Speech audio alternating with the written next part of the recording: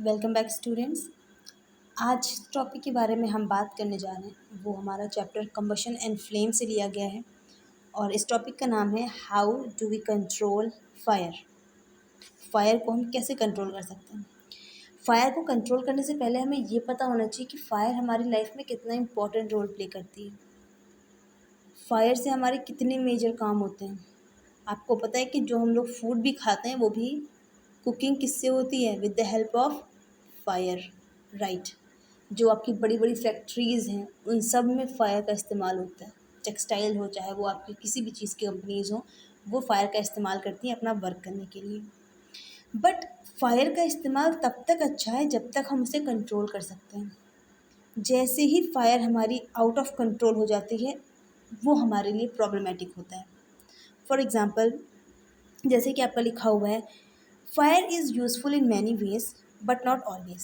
Exactly, fire है तो useful लेकिन हर बार नहीं होती। It some time may prove to be fatal. कभी कभी ये क्या होती है, फेटल। फेटल का मीनिंग होता है घातक, जानलेवा साबित हो जाती है। If it breaks out suddenly in offices और एनी अदर पब्लिक प्लेसेस। कभी कभी क्या होता है कि किसी ऑफिस में आप बैठे हुए हैं, वहाँ पे अगर आग लग जाती है तो that fire is out of control और वो फायर हमारे लिए नुकसान करती है। ठीक है। टू टैकल दोज फ्लेम, इन फ्लेम्स से बचने के लिए fire needs to be control and put out well in time to avoid for the destruction. हमें इनसे बचने के लिए कुछ मेजर स्टेप्स लेने पड़ते हैं और वही मेजर स्टेप्स हम आज पढ़ेंगे how do we control fire में। नेक्स्ट आपका लिखा हुआ है principles of fire extinguisher.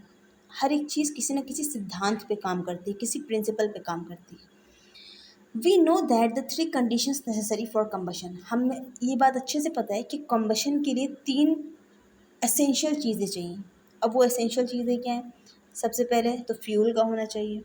Fuel का मतलब वो कंबस्टिबल सब्सटेंस जो जल रहा है। सपोज़ करिए ये कोई भी चीज़ आपने ले रखी है, या अगर कैंडल आप जला रहे हैं तो ये आपका फ्यूल है, ये आपका कंबस्टिबल सब्सटेंस है। अगर आप फायर लगा रहे हो कहीं पे, या फिर आपने अगर कोई गैस स्टोव ऑन किया हुआ है, तो वो सारी चीज़ें फ्यूल है। नेक्स्ट आपको लिखा हुआ है सपोर्टर ऑफ कंबशन। ये मैं भी जानती हूँ, ये आप भी जानते हैं कि सपोर्टर ऑफ ऑक्सीजन को हम बोलते हैं सपोर्टर ऑफ कंबशन। ठीक है। तो ऑक्सीजन की भी ज़रूरत है। आपको याद होगा, आपने एक एक्सपेरिमेंट भी किया होगा छोटे पे, जब आपको एक इस तरीके से दो मग दिए जाते थे, ग्लासेस, और यहाँ पे आपकी कैंडल रख दी जाती थी इस तरीके से, और जिसके ऊपर नहीं रखी होती थी वो बुझ जाती थी, जिसके ऊपर रखी होती थी वो नहीं बुझती थी। तो ये सारी चीज़ें आपने बचपन में करी हुई हैं। ठीक है, तो इसे आपको एक्सप्लेन करने की इतनी ज़रूरत नहीं है। नेक्स्ट आपका लिखा हुआ है अटेनमेंट ऑफ इग्निशन और काइंडलिंग टेम्परेचर। इग्निशन टेम्परेचर को हम लोग एक नाम से और बोलते हैं, वो है काइंडलिंग टेम्परेचर। ठीक है। तो क्वेश्चन ये कह रहा है कि attainment of the ignition temperature of that fuel theoretically fire में बी एक्सटिंग्विश्ड। कहने का मतलब ये है कि हर चीज़ जो जल रही होती है उसका इग्निशन टेम्परेचर होता है। उस टेम्परेचर को अगर हम क्या करेंगे, कम कर देंगे, तो हमारी जो फायर होगी वो अपने आप क्या हो जाएगी, लिट ऑफ हो जाएगी, यानी कि बुझ जाएगी। नेक्स्ट, अब ये तीन तो प्रिंसिपल थे उसको जलाने के। अब अगर हमें किसी भी फायर को बुझाना है तो हम इन तीनों में से किसी भी एक चीज़ को कट कर दें, या तो हम उस पूरे सब्सटेंस को रिमूव कर दें। बट हर बार पॉसिबल थोड़ा ही नहीं है कि आप हर चीज़ को उठा के फेंक दोगे। अगर किसी बिल्डिंग में लग गई है, सपोज करो ये बिल्डिंग है, अब इस बिल्डिंग को आप क्या कर सकते हो, उठा के फेंक सकते हो क्या? इस बिल्डिंग को तो आप किसी भी कीमत पे उठा के नहीं फेंक सकते। यानी कि ये वाला जो फर्स्ट पॉइंट दिया हुआ है, it is applicable only for something, कि अगर कोई चीज़ जल रही है आपने उठा के फेंक दिया। बट अगर किसी बिल्डिंग, किसी ऑफिस में आग लगी हुई तो आप उस ऑफिस को उठा के नहीं फेंक सकते। दूसरा प्रोसेस आपसे क्या कह रहा है कि by removing the supporter of combustion that is oxygen. दूसरा मेथड हम लोग ये इस्तेमाल कर सकते हैं कि हम लोग क्या करें, उस चीज़ से ऑक्सीजन को रिमूव कर दें। दूसरा प्रिंसिपल हमारा यही हो गया है कि हम ऑक्सीजन को कट ऑफ कर दें उस सब्सटेंस से, ताकि बुझ जाए, क्योंकि हमें पता है कि ऑक्सीजन की ज़रूरत होती है। तीसरा पॉइंट हम ये कर सकते हैं कि उसके इग्निशन टेम्परेचर को क्या करें, इतना बढ़ा दें कि उसमें वो फायर उसको जलाने के कैपेसिटी को भी ना रखे। ठीक है, ये तीनों पॉइंट्स आपके आई होप क्लियर होंगे।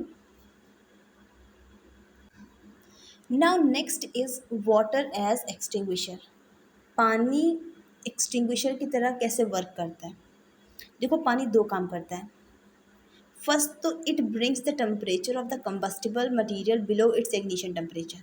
सपोज करो कोई भी चीज़ है, ठीक है, ये कोई सब्सटेंस है, ये जल रहा है, ठीक है, इसका कोई टेम्परेचर होगा, और जैसे ही हम इस पर वाटर डालेंगे कहीं ना कहीं इसका टेम्परेचर क्या हो जाएगा, कूल डाउन हो जाएगा, जिससे कि इसकी बर्निंग क्या हो जाएगी, ख़त्म हो जाएगी या रुक जाएगी, ये बर्न होना बंद हो जाएगा। दूसरा, the water vapours formed due to heat of fire cuts the supply of oxygen. दूसरी कंडीशन क्या होगी कि जब आप ये पानी डाल रहे होगे इसके ऊपर, तो ये जो फायर होगी ये इस वाटर को वेपर बना देगी, यानी आपका क्या बन जाएगा यहाँ पर, वाटर वेपर्स, और ये वेपर्स उस सब्सटेंस के चारों तरफ आ जाएगी।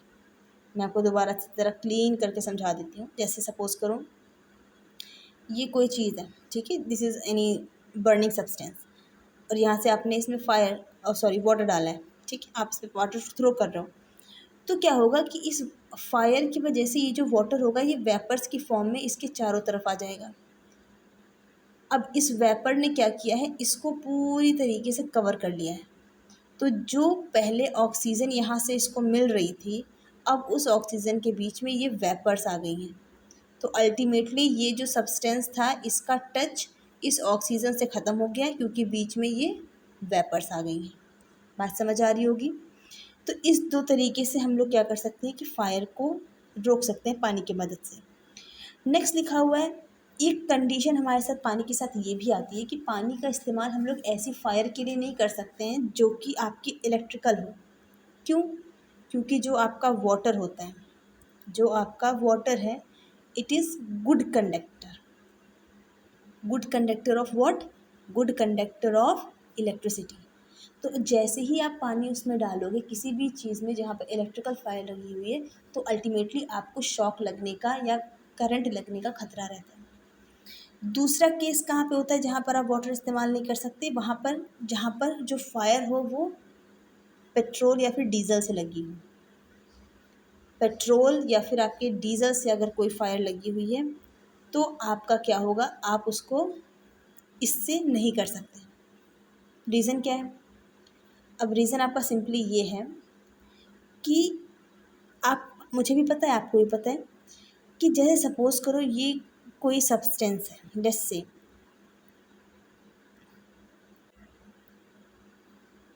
देखिए मैं आपको समझा देती हूँ इस तरीके से। सपोज़ करिए यहाँ पे कोई फायर लगी हुई है, ठीक है, और इसमें ऑयल है ऊपर। आपने क्या किया, इसमें आपने वाटर थ्रो किया, ठीक है। आपको पता है कि वाटर जो होता है वो हैवी होता है इस ऑयल से, तो वाटर क्या हो जाएगा, वाटर आके नीचे आ जाएगा यहाँ पर, आप कितना ही पानी इसमें डालो, और ऑयल जो होगा वो आपका ऊपर रहेगा, जिससे कि फायर थोड़ा ही ना बंद होगी, क्योंकि वाटर जो आप डाल रहे थे ताकि फायर रुक जाए वो तो नीचे आ गया, और ये चीज़ जो आपका ऑयल है वो ऊपर रह गया, जिससे कि क्या होगा, ये फायर कॉन्टिन्यूसली चलती रहेगी और हमारी जो आग है वो नहीं बुझ पाएगी। I hope it will be clear to you. Now next we are having carbon dioxide as fire extinguisher। Carbon dioxide का इस्तेमाल हम लोग कैसे करते हैं फायर एक्सटिंग्विशर में? इट डिस्प्लेसेस, आप लोगों ने एक चीज़ देखी होगी, कई बार ऑफिस में इस तरीके की गैस सिलेंडर्स लगे होते हैं, ऐसे करके यहाँ पे पकड़ने के लिए बना हुआ होता है और इस पर कुछ डिज़ाइंस वगैरह बनी होती हैं।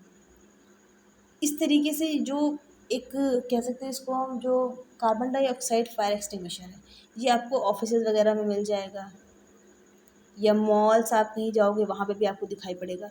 तो इसके अंदर जो फिल होता है वो आपका होता है लिक्विड कार्बन डाइऑक्साइड, ठीक है। जो आपका कार्बन डाइऑक्साइड लिक्विड फॉर्म में होता है वो यहाँ पर फिल होता है। अगर आपने नोटिस नहीं किया तो कभी भी आप ऑफिसेज़ वगैरह में जाएंगे तो आपको ये दिखाई पड़ जाएगा, for the emergency use.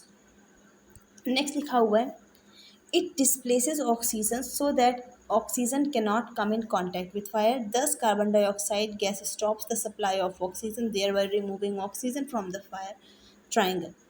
In fire extinguisher, carbon dioxide gas is stored in under high pressure. When carbon dioxide comes out of the extinguisher, it is very cold. क्या कहने का मतलब है कि इसके अंदर ये जो कंटेनर आपको मैंने अभी बताया था इस तरीके से, ये कार्बन डाइऑक्साइड को क्या करता है, हाई प्रेशर से जब रिलीज़ करता है तो वो किस फॉर्म में वापस आती है, कोल्ड फॉर्म में होती है। और ये कोल्ड फॉर्म में होकर जब उस सब्सटेंस की चारों तरफ से उसे घेर लेती हैं। और हम सबको पता है कि जो हमारा कार्बन डाइऑक्साइड होता है वो हैवी होता है ऑक्सीजन से। तो जैसे ही कार्बन डाइऑक्साइड यहाँ पर आएगी तो ये कार्बन डाइऑक्साइड इसको चारों तरफ से क्या करेगी, घेर लेगी। और यहाँ पर जो हमारी ऑक्सीजन थी उसके बीच में कार्बन डाइऑक्साइड आ जाएगी। और हमें पता है कि ऑक्सीजन सपोर्ट करती है, कार्बन डाइऑक्साइड कंबशन सपोर्ट नहीं करती है। इससे क्या होगा कि वो जो कूल कार्बन डाइऑक्साइड रिलीज़ हुई थी इस कंटेनर से, वो उस सब्सटेंस से जो जल रहा है उससे कार्बन डाइऑक्साइड लिपट जाएगी चारों तरफ एक ब्लैंकेट की तरह। और जो ऑक्सीजन होगा उसका पूरा जो कनेक्शन होगा वो कट ऑफ कर देगी। तो अब जब उसे ऑक्सीजन मिलेगी नहीं तो हमारा ये जो सब्सटेंस होगा ये पूरी तरीके से बुझ जाएगा। तो ये आपका कॉन्सेप्ट होता है in case of carbon dioxide as fire extinguisher. और दूसरी चीज़ जो मैंने स्टार्टिंग में आपको कन्फ्यूज़न बताई थी कि कार्बन डाइऑक्साइड जैसे आपका वाटर था तो वो इलेक्ट्रिकल फायर के लिए इस्तेमाल नहीं कर सकते थे, बट कार्बन डाइऑक्साइड को यू कैन यूज़, क्योंकि कार्बन डाइऑक्साइड आपका गुड कंडक्टर ऑफ इलेक्ट्रिसिटी नहीं है, it is bad conductor of electricity, तो you can use it there. दूसरी बात, पेट्रोल डीजल की फायर के लिए भी यू कैन यूज़ इट। ठीक है, तो ये सारी जो कन्फ्यूज़न आपकी पहले थी कि हम लोग उसमें क्या करेंगे, उसमें किसका इस्तेमाल करेंगे, उसमें हम कार्बन डाइऑक्साइड का इस्तेमाल करेंगे। Class B fire, class B fire के लिए भी इसका इस्तेमाल करते हैं। आपको याद है मैंने बताया था कि पेट्रोल डीजल के लिए भी हम लोग वाटर इस्तेमाल नहीं कर सकते। तो पेट्रोल डीजल टाइप की जो फायर्स होती है ना, कंबस्टिबल लिक्विड, जैसे गैसोलीन है, अल्कोहल है, ऑयल बेस्ड पेंट्स हैं, लिक्विड्स हैं, इनसे जो फायर लगेगी उनको भी टैकल करने में आपका जो कार्बन डाइऑक्साइड है इट इज़ कैपेबल। बस आपका इतना ही था इसमें। आपको पता चल गया है कि कार्बन डाइऑक्साइड किस तरीके से वर्क करता है फायर एक्सटिंग्विशर की तरह, आपका वाटर कैसे करता है, और प्रिंसिपल क्या क्या होते हैं। क्योंकि जो मेन चीज़ें होती हैं वही अगर हमें ना मिले तो हमारी डेथ हो जाएगी। ठीक उसी तरीके से फायर को जलने के लिए जो चीज़ें चाहिए वो उसे ना दिया जाए तो वो अपने आप बुझ जाएगी।